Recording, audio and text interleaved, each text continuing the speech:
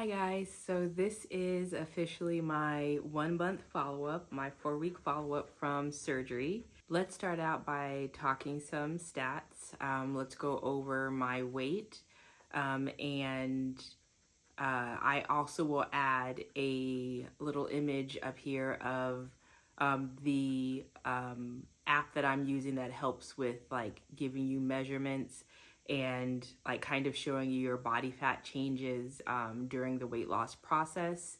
I find the app very, very helpful because, when you're losing weight like this rapidly and fast, it's a little bit hard to see in yourself, especially when you've seen yourself as a bigger person for a long time. So having the visual image that this app gives you, it takes all of your measurements as you take pictures in different positions, and then it kind of gives you like a 3D rendering of your body after the weight loss. It's very helpful to see that, so because I can visibly see the changes from when I first started like using this app and like taking my measurements through the app. I'm not really doing the measurements like on my own with the measuring tape.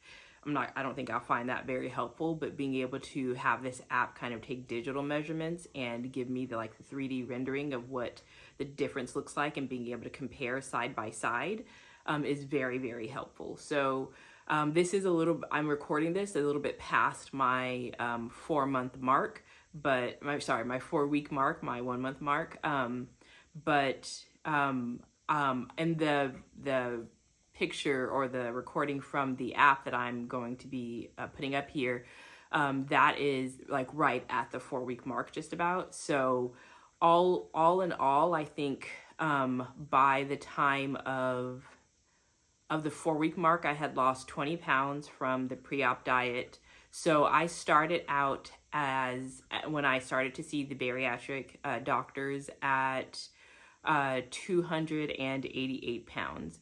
Now, the highest number I ever saw on the scale was 295, but I'm pretty positive I had reached the 300-pound mark at some point. I just wasn't weighing myself that regularly at certain times in my life where I knew my weight was getting out of control. But the highest number I recall seeing was 295, but I'm going to say my highest was probably 300.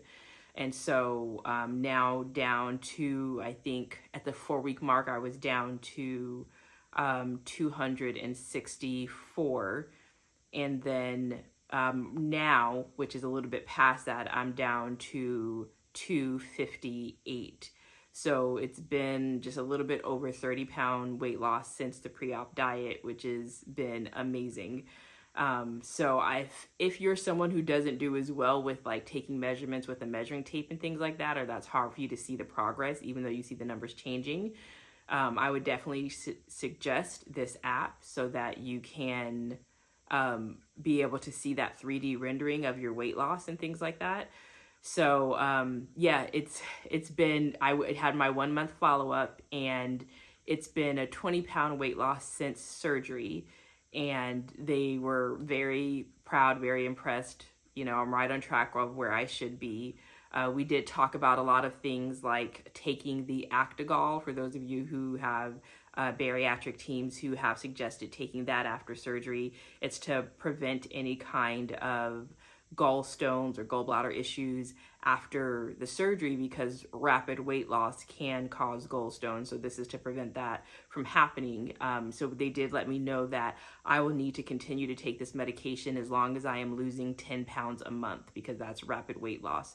So once I have my first full month of not losing 10 pounds, even if it's like 8 pounds, that's okay. They said that's when I can stop taking this medication. So it'll probably be at least, I think, 6 months around about of taking the Actigol medication. The only reason it really matters to me is I've been able to get the amount of medications I'm taking down pretty low, so I'd love to keep it as low as possible. The only medications besides the Actigol that I'm currently taking that are prescriptions are my rheumatoid arthritis, Rinvoq medication, and then I'm still taking a muscle relaxer and Lyrica for the fibromyalgia. But I'm happy with those 3 medications right now, or those 4 medications, those 3 for the rheumatoid arthritis and fibromyalgia, and then the Actigol for the gallbladder for the next 6 months or 7 months or so, however long. I'm still losing 10 pounds per month.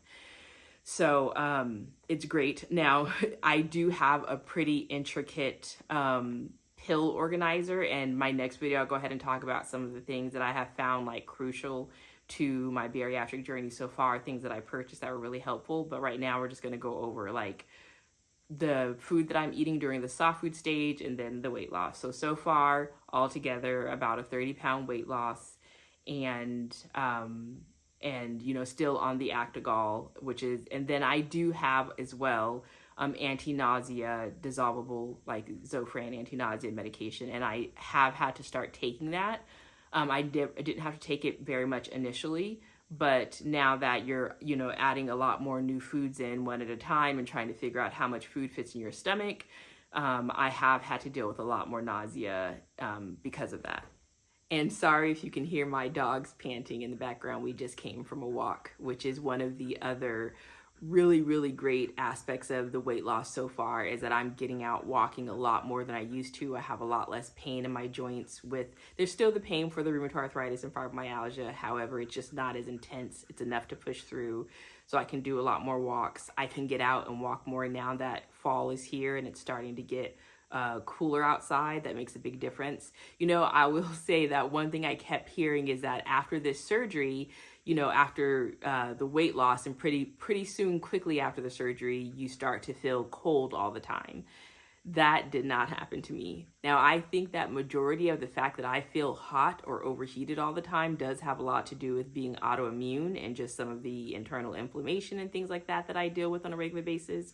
But I was looking forward to not being hot all the time, but that has not happened yet. I still have fans on, I still keep my air conditioner on, and I have a high heat intolerance.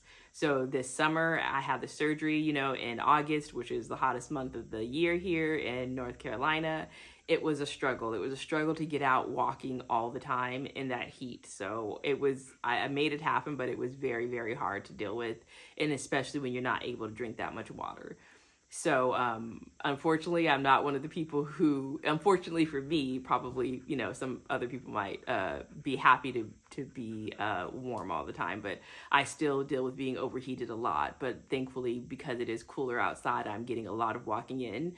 Funny enough, my dog, she's actually losing weight herself. She didn't need to lose any weight, but she has started losing weight because we're out walking so often. So I actually had to up her food intake to try to keep her weight stable, because she wasn't really in the need of like losing any weight. She was right at the weight she was supposed to be for her size. But yeah, so getting out and moving a lot has been one of the biggest changes, and one of the things I'm so grateful for after having this surgery. Just having, like I said, that little bit of weight off, just even the first, I think 10 or 15 pounds made a pretty big difference of me being able to get around more. In addition to that, I have a lot less like water retention and swelling in my body, which has been really, really nice, because I think I've had like pretty swollen hands, feet, lower legs, and like a swollen face, pretty much my neck, like my deltoid area. There was always a lot more like swelling and mushiness in that area. And with all the changes that my body has been going through after the surgery, I'm not finding that I'm having any water retention issues, which is great, because I was on a prescription medication to help with the water retention prior to the surgery. My blood pressure is doing really great. I think my last doctor's office, it was like 123 over 70 something. And I honestly can't remember the last time my blood pressure was that low. And that something wasn't wrong. I've had blood pressure lower than that, like 100, before, but that is like when I was very ill and unable to eat or drink anything. And that was due to dehydration. But for it to be that low healthily, I've been on on and off high blood pressure medications for at least 10 or 12 years.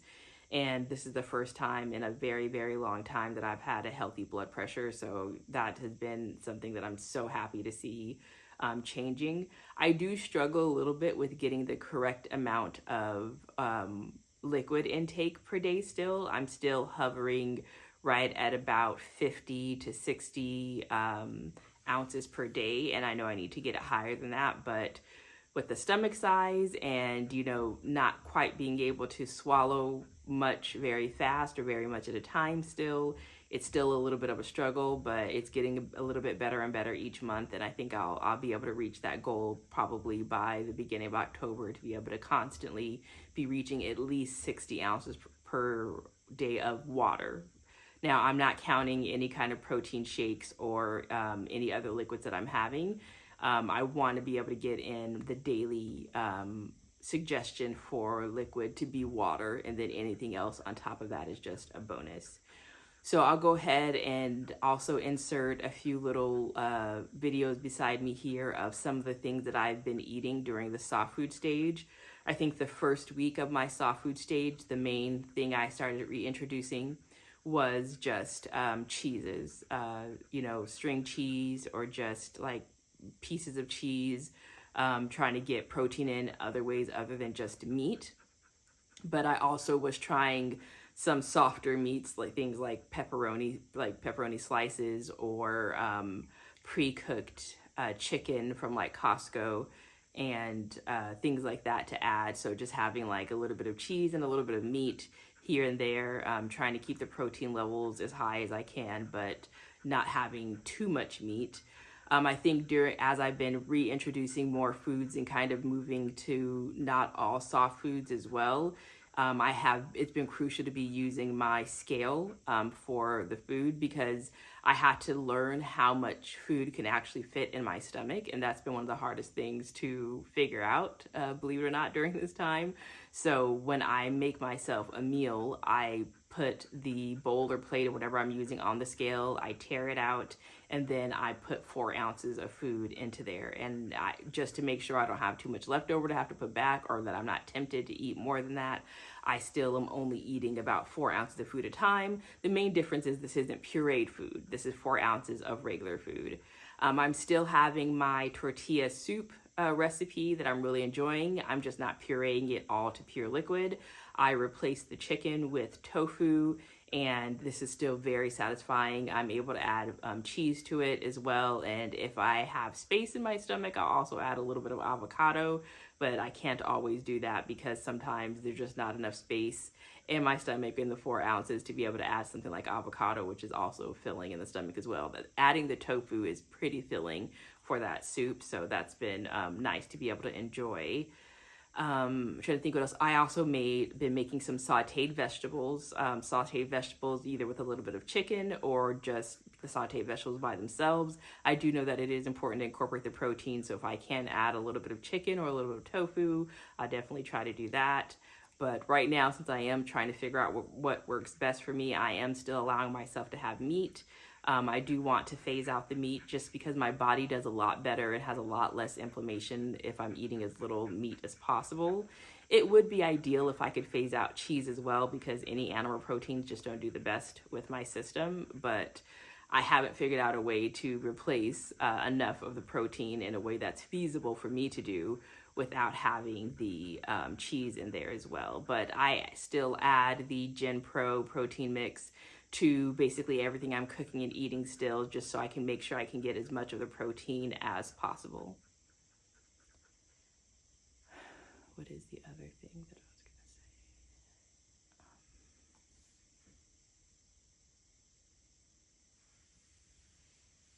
But I definitely find myself feeling a lot more confident with the weight loss so far. Just seeing the difference in my face, in my neck. I held a lot of like swelling, water retention, and fat as well in my neck, which would make me pretty self-conscious about being on camera or even like Zoom meetings for work and things like that, because I do work from home. But it's nice to feel a lot more comfortable to just be able to turn on the camera or just sit in front of my computer camera and just be present in a meeting without worrying about how I appear. One of the things that I'm looking forward to most as the weight loss continues is just having a little bit more confidence and being a little bit less worried about looking as overweight. That was definitely one of the issues that I had a lot, in the past, is just trying to find the perfect angle so I don't look as overweight as I am. And I also struggled with making YouTube videos. All of my videos have been sit-down videos, and I hope as my confidence grows, I can do more videos showing more of my life and more of what I do and more of me just moving around and being myself instead of just sitting down, so that I can have more confidence in showing what I look like. And that is something I'm still working through with therapy and dealing with some body dysmorphia with all of this. And those of you who've been through the process, you know the body dysmorphia is real, and it's a struggle even as you're losing the weight through this whole process. But yeah, so I just wanted to do a quick little update video that everything is going well.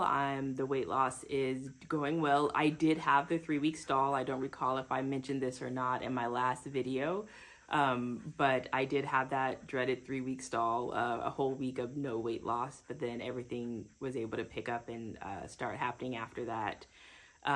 But yeah, the weight loss is still pretty continual. 2 to 3 pounds a week, I think, is about where I'm falling, or at least what I'm noticing on average. Some weeks it'll suddenly be like a 4-pound loss. I have started doing my strength training with my resistance bands, doing my sit down like pedaling machine, as well as stretching and a little bit of yoga here and there. My main source of exercise is the walking. I'm walking about 15 to 30 minutes, 4 to 5 times per day.